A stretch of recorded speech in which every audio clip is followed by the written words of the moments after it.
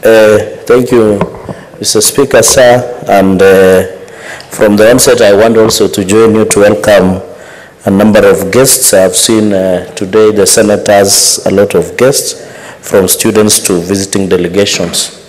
Mr. Speaker, I want from the onset to congratulate Senator Professor Margaret Kamar, Deputy Speaker Emeritus, for bringing this bill, the Kenya Sign Language Bill 2023.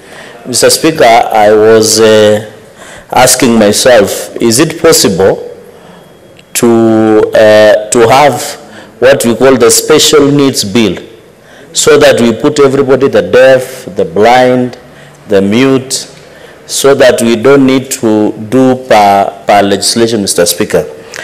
Mr. Speaker, this bill has come at a good time. I think we are having conversation and being cognizant of our people with special needs in our society. I want just to join my colleagues in supporting this bill and saying this is timely. So, Speaker, the issue of sign language or the deaf, Mr. Speaker, is something that the Constitution gave an attention. Article 210, not Article 210, the Constitution 2010, Mr. Speaker, as enumerated as languages of the Republic of Kenya, should include English, Kiswahili, and also the sign language. So I think we are rightfully in place. I think this is just elaboration of, Mr. Speaker, of recognition of this special group of individuals within our communities and within our nation, Mr. Speaker. Mr. Speaker, Article 44 and Article 54 on PWDs, Mr. Speaker, recognizes that the government has a role. And I want to request Senator Professor Margaret Kamar that we need audits as per Article 54.5, where it says the state shall ensure the progressive implementation of the principle that at least 5% of the members of the public in elective and appointive bodies are persons with disabilities. So, Speaker, I think it is the right time as a Senate, and I don't know how we will initiate that, where we have progressive reports. Because we are passing a lot of legislation, we are requesting, Mr. Speaker, compliance, Mr. Speaker, we are requesting a lot of attention, but there is no one, Mr. Speaker, that can tell us today in county governments in Kenya, this is the number of PWDs that have been elected or appointed across the country. I think for us in the Senate and Parliament, these are issues that we are grappling with, even the county assemblies, but on the appointive aspect. Because, Mr. Speaker, appointive is easy. You know, we can argue with you about elective, because if you're having 6 constituencies in Nandi, which one should belong to PWDs? Do you force people to elect PWDs to achieve the threshold? But the easiest way, Mr. Speaker, is to only engage on the counties. Let us do an audit. We've complied at national and county governments, Mr. Speaker. And I think that is, I've seen Senator Kamara has been a great champion of PWDs or Kenyans who live differently, ably. So, Speaker, I want to confirm to the House that I'm not one of the PWDs, Mr. Speaker. So anyone who is watching or seeing me should not imagine I'm just a temporary PWD, and I hope your office should facilitate my temporary status until I fully recover, Mr. Speaker. Mr. Speaker, and therefore Article 54 this is the life that is being breathed into Article 54, Mr. Speaker. And therefore, even I want to bring another point. I know my colleagues have talked about devolving the training of people with special needs. I'm proposing, Mr. Speaker, the national government should give tax-free to all assisting devices, so that our people, Mr. Speaker, the hearing aid, the seeing, any process, even the things that are being used by deaf schools in this country, Mr. Speaker, they should be given tax-free. I know there is restriction of Inua, sorry, I almost say Inua Mama, Mr. Speaker, Inua Jamii. There was, before those days, there was what we call Inua Mama, but we didn't know where they were ignoring Mama to. But, Mr. Speaker, it was about the Inua Jamii and their registering. Mr. Speaker, the PWDs and the people above 70, I think that's what the Ministry of Interior or the ministry concerned is doing. So the question should be, when we are doing this registration, there are people, Mr. Speaker, who are also severely impaired, or PWDs that are severely impaired, Mr. Speaker. But when we are registering now, no one is very keen to capture them. These people living that is, and you see, Mr. Speaker, where I come from, the PWDs in my county, for example, Nandi, have complained. And counties are not taking them seriously. For example, in my county, what they do yearly, and you know this is budgeted, they call them to Kapsabet showground. They give them a soda, mkate, or a loaf of bread, blankets, and mattresses, and that is the end. That is how low some of the counties think about PWDs. And unfortunately, my county is leading on having a low view of how our PWDs should be treated in this republic, Mr. Speaker. Therefore, I want to laud Senator Kamara. I think this is the right we're having this conversation. And therefore, on the tax-free, Mr. Speaker, I was told the cochlear implant that my brother, Senator Bonde Khalwale was talking about, we need to give them tax-free, the devices, hearing aid, Mr. Speaker, reading glasses, any other form, the walking sticks, I know, Mr. Speaker, there are many organizations who are doing it as part of charity, but we must ensure that there is tax-free to any assistive devices to most of our young men and women, Mr. Speaker. Mr. Speaker, even public places, access, we must agree, Mr. Speaker, and also the funding of these schools. I know ministry is doing affirmative action. Where I come from, Mr. Speaker, in Kapsabet town, near Namgo, there is a school for the deaf, and it continues, Mr. Speaker. We must push and ensure that they have the proper support from the government in terms of facilities and resource mobilization, Mr. Speaker. You know the problem, Mr. Speaker, we have left the less fortunate in this society to the mercy of charity organizations, where we imagine the people who are PWDs, the attention they deserve is from the NGOs, Mr. Speaker. And you can see these NGOs that fund most of these organizations also come at strings attached, Mr. Speaker. So we must be honest, and that is why if you listen to most of the stories of defilement, rape cases, abuse of children by NGO individuals, and there are cases that have been adjudicated and determined by the court of law, Mr. Speaker, it's majorly these homes were the less fortunate in society. So as a country, I think we need to change attitude. We should not allow our PWDs, including the deaf, to be at the mercy of charity organizations or people who just feel sympathy, or people who just want to feel sympathy for them, Mr. Speaker. So, Speaker, the fourth point that I wanted to make, this bill, the objects has been well captured. Of course, the issue of tax-free, and then, Mr. Speaker, the issue of stigma. You know, Mr. Speaker, as my colleague have put it across, sometimes you get, either you get such challenges as through an accident, or as my brother Senator Kalwale said, advanced age, and also others are born with. And I think, Mr. Speaker, to ensure we don't have stigma, I have seen the bill has captured that we look a way of integrating the whole family. Senator Kamara has given us an highlight where during the public participation, the parent decided to train everybody, Mr. Speaker. We should see this as reintegration of the entire family, be part of the entire process to ensure we remove stigma in the country and allow that people who are deaf can live a normal life like all of us, can drive, can, with the assistive devices and the necessary support, Mr. Speaker, it will be easy to proceed, Mr. Speaker. Mr. Speaker, on the issue of course, clause 6, that one has been discussed.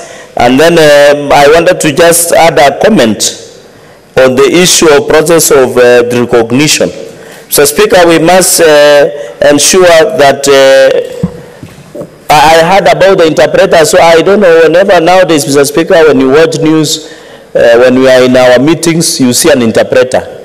Now that we are doing the Presidential Working Party of Education and we are doing CPC implementation, curriculum-based competence-based curriculum, CBC, Mr. Speaker, I think it is a high time that we have USA Kenyans Institute of Special Education, we must come up with a uniform syllabus. Even Kenya National Examination, Mr. Speaker, can be the examining body, so that we have interpreters that are particular qualification. And then we have quality and standards in place that Senator Professor Margaret Kamar has captured.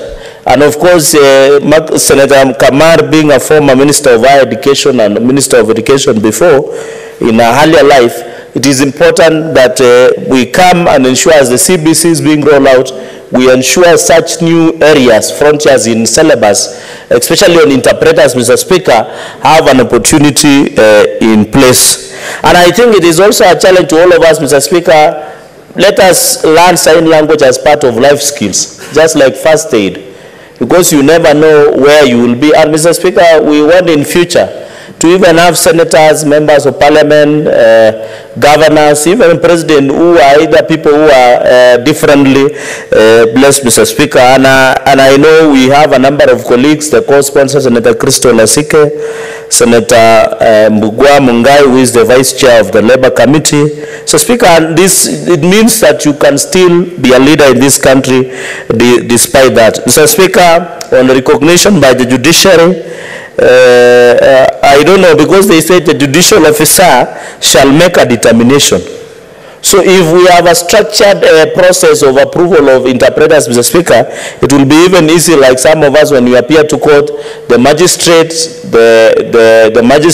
the judge can easily take your number of admission or to the bar and be able to check. So I think in regulation, the senator can still include, so that it becomes easy. You know, Kenyans, Mr. Speaker, most of the things we like shortcuts. So if you don't have a proper process, it will be hard. So, Speaker, on clause number 7, I think reintegration on children also that they grow. And also, you know, there are children who are deaf, Mr. Speaker, they should be given the opportunity to reintegrate and be part of the learning process. Mr. Speaker, even as the Teacher Service Commission recruits the hiring of new teachers to fill in the cab across the country, Mr. Speaker, we want to call upon that they should also ensure at least the higher number of interpreters in our schools, so that our children, Mr. Speaker, get opportunity in various schools.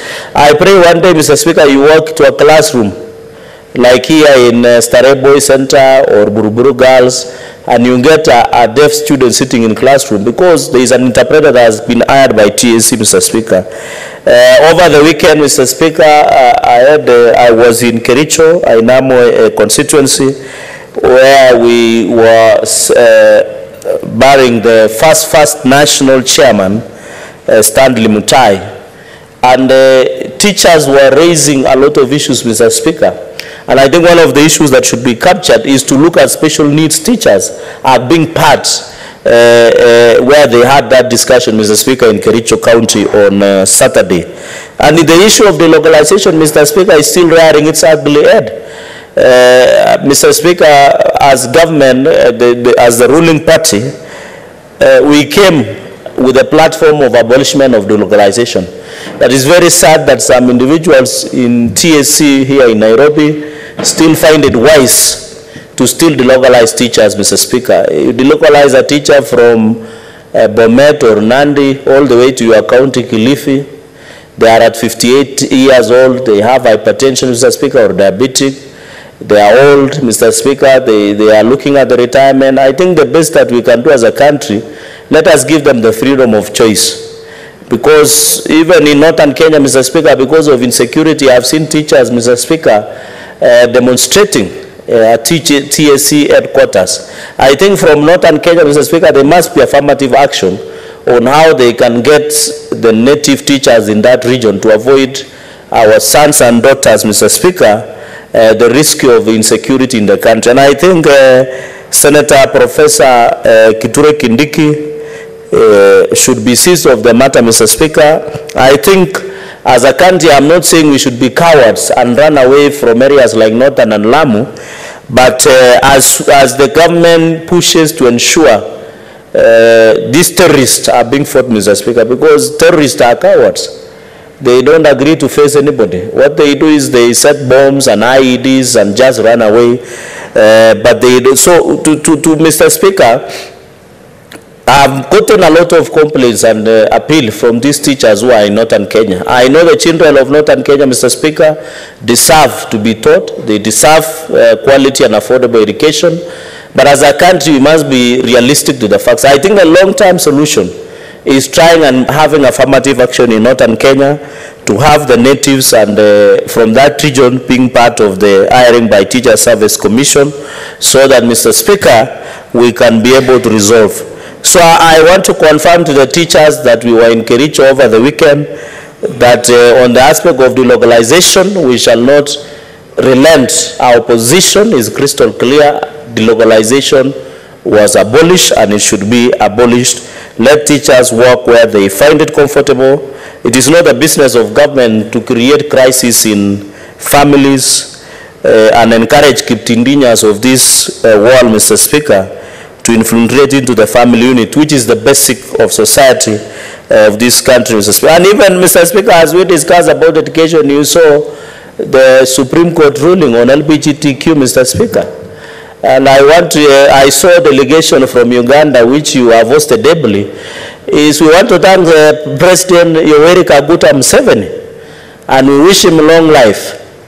And we are happy that he cannot be intimidated or blackmailed by people who want to give aid to Uganda with strings that they should approve issues of lesbianism and gayism. He is the only man who has stood against such intimidation, Mr. Speaker. And I want to say that the Supreme Court, Mr. Speaker, the Constitution is very clear. Family is a basic, as has been defined, Mr. Speaker, family is a man and a wife, Mr. Speaker.